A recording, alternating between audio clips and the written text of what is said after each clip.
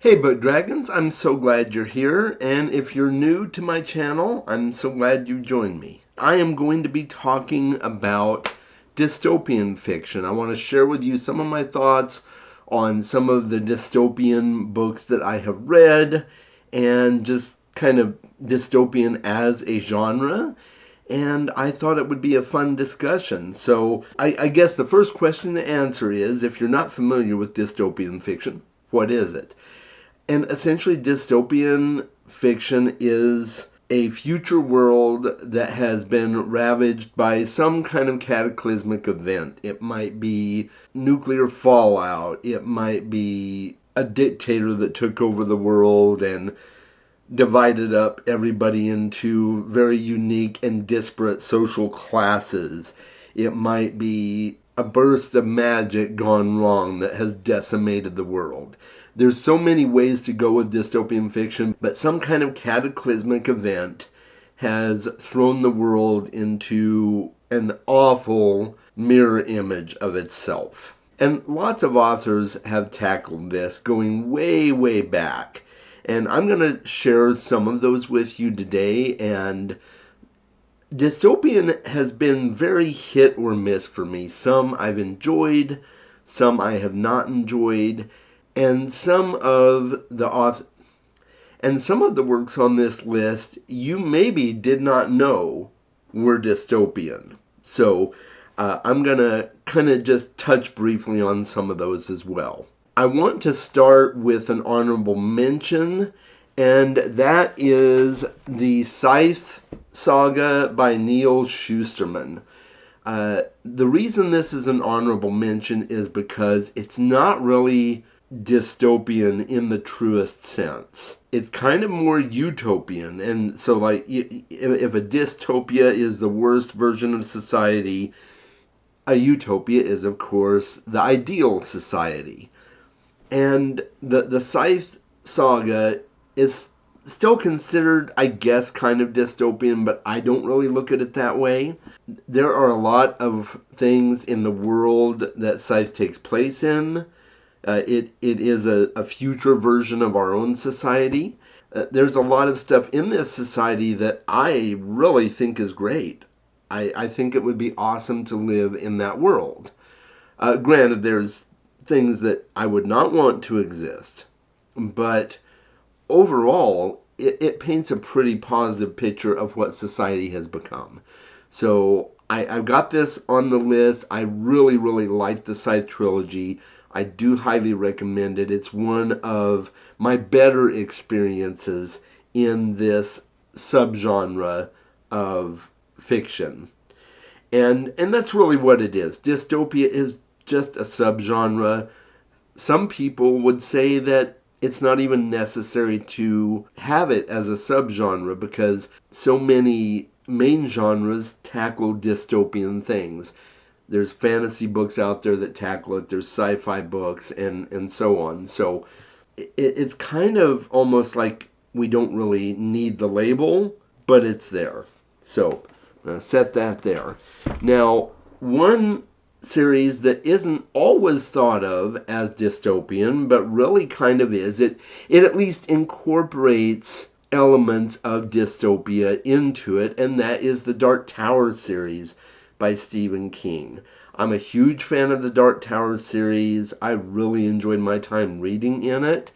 And if you know anything about some of Stephen King's connected worlds, the Dark Tower is kind of the focal point of all of those connected worlds. Everything falls along the beam to the Dark Tower at some point in its timeline, and it's just a very interesting story, and some of the books in particular paint a very dystopian picture. The Wastelands is one of those books in the Dark Tower series that very clearly paints that picture. It's very bleak. Wizard and Glass kind of follows on that a little bit, not as much, but it's there.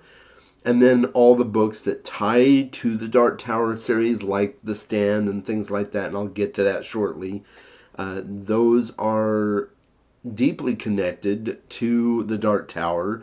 you got this world that Stephen King has created that does incorporate elements of fantasy and science fiction and dystopia and westerns. It's really a melting pot, but there is an overarching awareness that the world has gone through a cataclysmic event and somehow it all leads back to the Dark Tower. And so Roland is on a mission to get to the Dark Tower and to right the wrongs that the Dark Tower has created. That's a simplification, but there it is. I don't want to spoil too much if you have not read the Dark Tower series.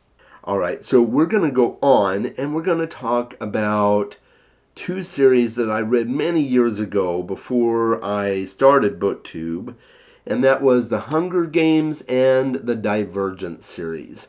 And both of these series are good. They have their good points.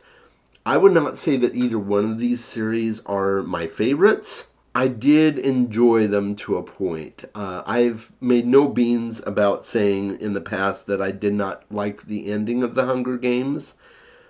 Just my personal opinion, but I liked the series overall. It was entertaining with people being selected to go to the games and fight it out to the death. It is a very bleak look at what a future society could look like, with people divided up into 12 different sectors based on their class and how valuable they are assumed to be to society.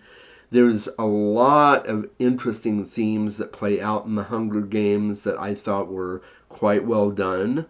And so I do recommend it. It's one of the more popular dystopian series out there, and it kind of kick-started the whole focus on dystopian fiction. It's one of the catalysts for that subgenre and that label. So it has a very important place in fictional history, and I really appreciate it for that. The Divergent series is similar in some ways. Again, you've got a lot of class divisions and sometimes racial divisions, and people are fighting for their lives to overcome this society that they've been forced into. And I think the Divergent series overall is a much better story. I like the ending of the Divergent series much better, but it's still, it's still one of those that probably doesn't age well. But I still thought it had some really good themes to explore. So I definitely recommend reading the Divergent series too if you want to. It's well worth your time. And then, of course, there's The Giver by Lois Lowry. I have not read the other books in the series. I know there are more books in the series. But this is one of the earliest dystopian books, even though I said that the Hunger Games kind of was the catalyst for the modern obsession with dystopian fiction. The Giver was probably the earliest example, or one of the earliest examples of dystopian fiction, taking place in a world without color, and it kind of gives a feeling of Plato's allegory of the cave, because you've got people who are becoming aware of what's wrong with their society, and everything is black and white and without color, and then all of a sudden they start to awaken to what's going on, and certain people start to bring color into the world, so to speak. It's a very unique concept, and I compare it to Plato's allegory of the cave, because you've got people who have stared at the cave painting for all their lives. That's all they know. That's how they assume society to be. And then all of a sudden someone brings them out of the cave into the real world, and they're like, oh, this is much different than I have been told and than I have known. And it's a very similar thing in The Giver as well. I was not a huge fan of the ending of The Giver either. I thought it was kind of a lame result, but I appreciate The Giver for its popularity and what it's done for the genre, and it is a fairly popular one in schools from what I understand. I never had to read The Giver in school. I don't know that my kids did either. They might have. I watched the movie of it, and I thought the movie was quite a bit better, to be honest. I thought they made some changes to the story that made a lot of sense and helped the story flow more. Of course, it didn't get another movie in the series, and that's fine, but I thought it was quite good. Now, here's a book that you may not realize is dystopian, and it's a book series, rather. The author does not call his series dystopian.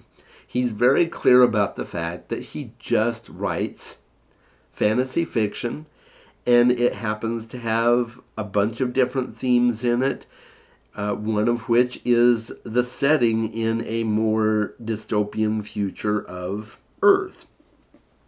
And that is the Shannara series, or Shannara if you prefer to say it like he does. I say Shannara. The Shannara series by Terry Brooks. Now, the book I'm holding up here is The Isle Witch, one of the books in the Voyage of the Jurl Shannara series. This is his third trilogy in the overall Shannara series. And this is where we really start seeing that the Four Lands are not really necessarily just fantasy, but it's taking place in a dystopian world. We start to see bygone technologies from a former past that are popping up, and they greatly resemble computers and things like that. So this is where you really start to first see that this is a future post-apocalyptic world.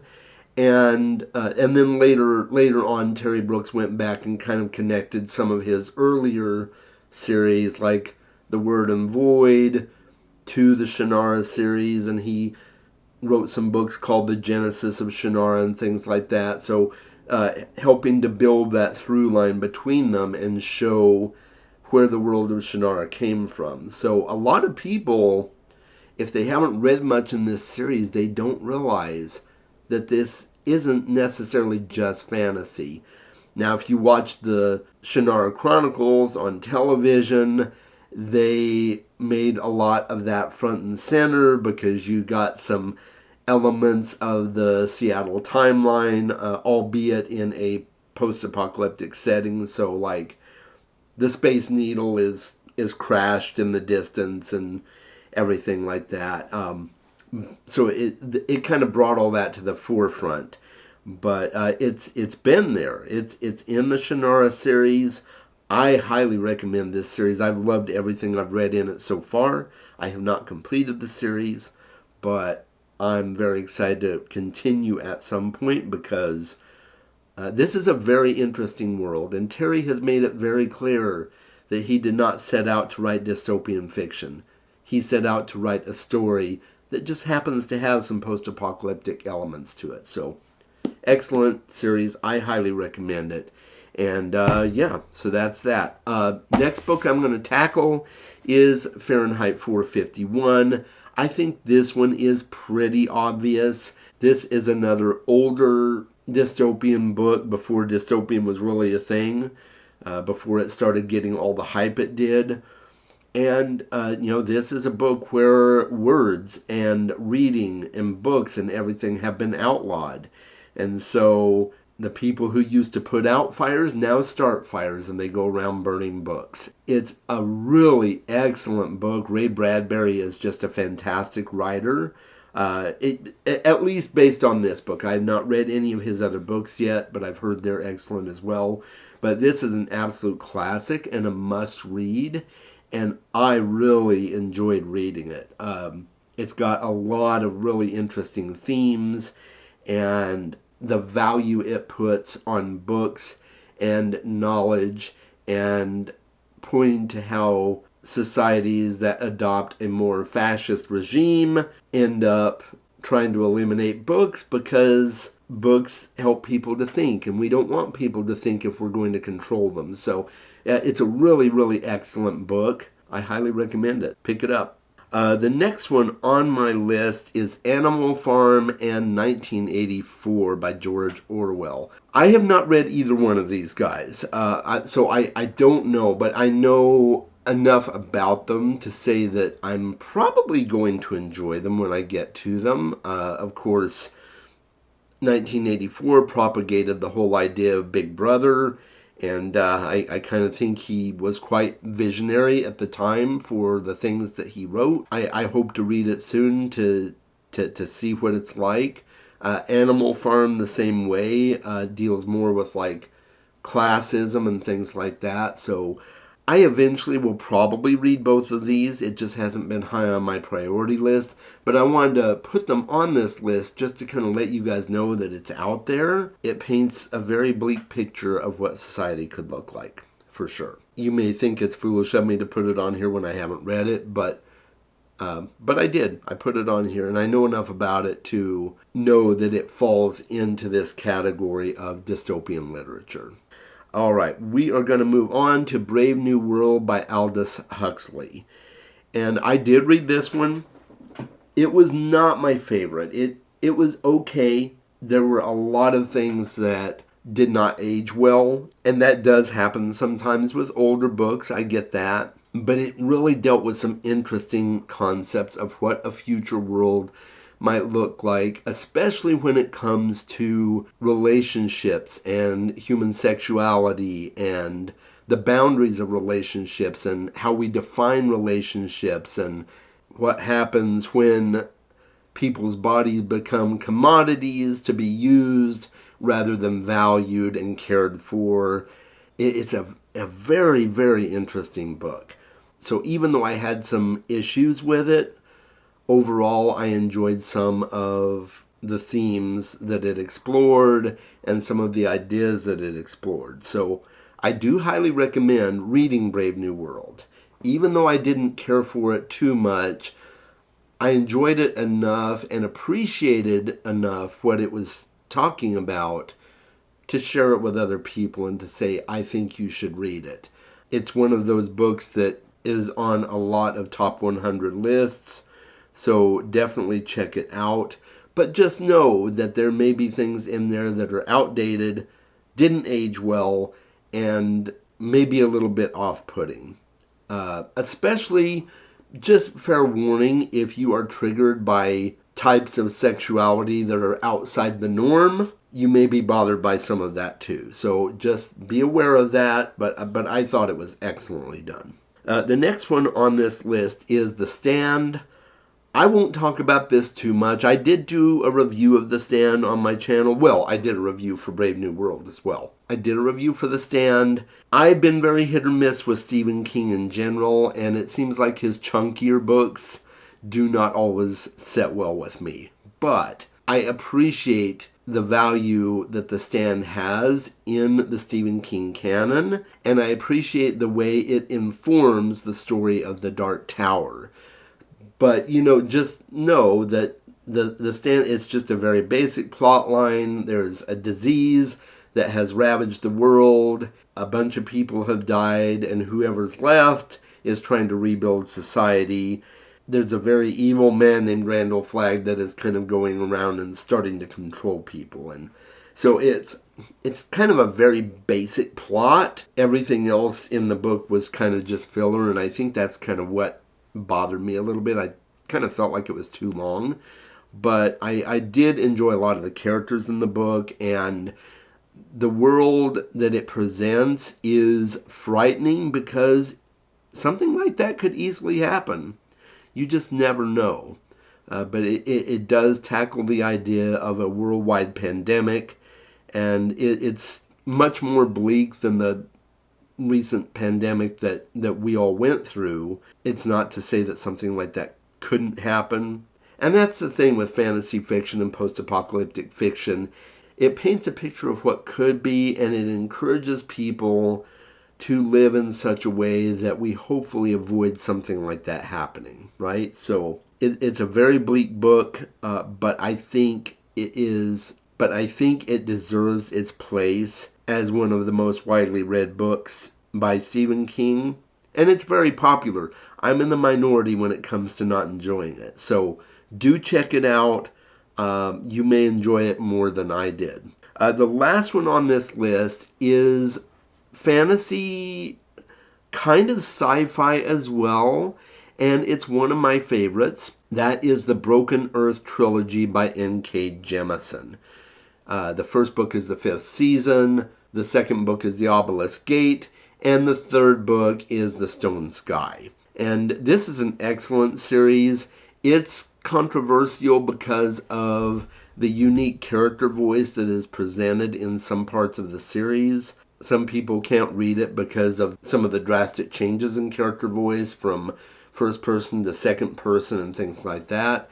But if you stick with it and you get to the end of the series, you really start to realize what's happening and that there was a reason behind writing it the way it was written. And it presents a world where choices that were made in the past to mess with the cosmos has resulted in extreme Earth movements on Earth and cataclysmic events.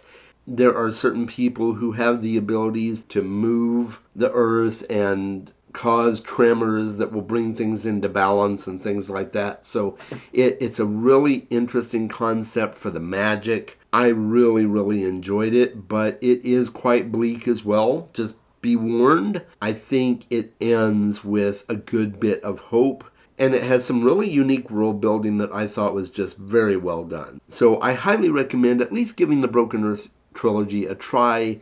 Even if it's not for you, I think it's worth trying out. And N.K. Jemisin is an excellent writer. I've read other books by her as well, and I've really, really enjoyed them.